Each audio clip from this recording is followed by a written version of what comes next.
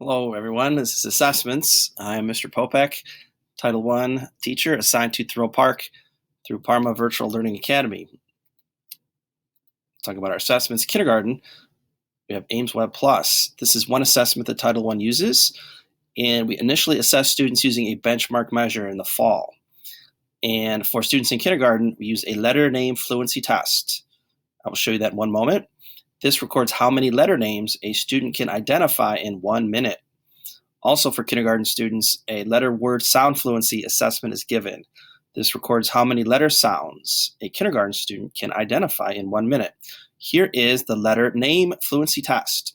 So students have 1 minute to go through this. They start from left to right, and they tell us the name of the letter. So this would be U, this would be D, and so on. After 1 minute, the assessment is over. That is letter names. Kindergarten students are also assessed in letter word sound fluency. So letter sounds, letter word sounds. This is a practice page that shows the students what they will be doing. So we walk the students through this.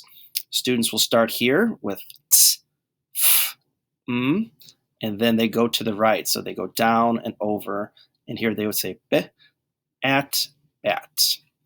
That is the practice test, and then students have 1 minute to complete something that looks like this, where again, they go down the row and tell us the sounds that these letters make. When they come down here, they would say d, og, dog. That would be correct in that case. So this is the sounds that kindergartners are asked to identify, an example. So that was kindergarten. First grade Ames Web Plus. Just like we do for our kindergarten students, we will assess students in letter word sound fluency in some cases. But this is when we also begin to use ORF, which is oral reading fluency. This measure assesses how many words a student can read correctly in 1 minute given a first grade reading passage. And this is an example of the ORF. Students in first grade will start again from left to right, and they will just tell us those words. They'll read whole words to us. Every time a student identifies a whole word, that counts as a whole word, as a point. And for students, and that also applies to second grade. So second grade students are also given this test in ORF, first and second. And with progress monitoring schedules, so students who receive instruction through Title I during Pi time are progress monitored. What that means, it's a weekly assessment, and it records students' growth. The goals are based on each semester, so there's goals that students are trying to earn, trying to meet and exceed. And the progress monitoring matches the benchmarking. So if we benchmarked a student in letter names and letter sounds for kindergarten, then it follows that we would progress monitor them in those areas. If we assessed a student using the first grade bench oral reading fluency, which looks like this, then we would progress monitor them using reading passages such as that. And this is an assessment that Title I helps administer, is called MAP. These assessments are given to students in grades 2 through 4. Now, there's not progress monitoring that follows this, but this is an assessment to show where our students are. I will walk you through some links provided by NWEA, which is the organization that developed the MAP assessments.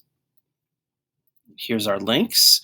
This is our student resources link that can be used at home. And it's studentresources.nwea.org, index HTML, and it can be clicked on here to get to this tab. And I'll just walk you through what one of these tests looks like. And again, for home use, this will tell you what this test is about. You can explore tools.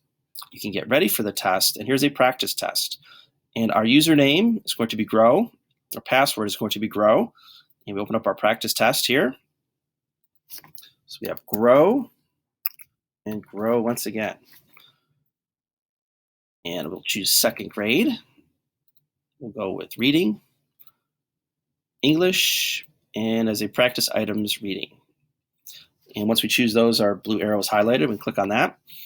And again, just as an example for what the students will see when they take the test for real, an example here would be the white-crowned sparrow. And a student would have to read all these different paragraphs. Once they're complete on the left-hand side, once they read that, then they can go ahead and answer a question.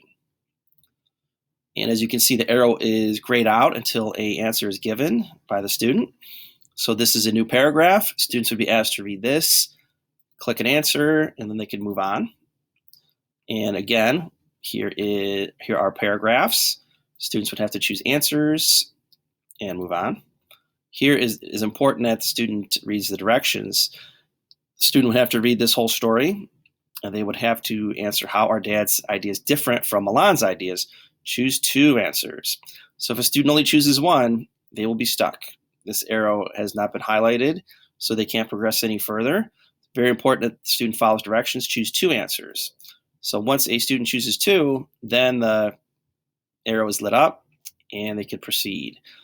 And an example of a question like this, choose the sentence in the passage that tells how bats are different from birds. So again, we have our arrow is grayed out. It's not active. We have to actually click on a sentence. So let's choose this one.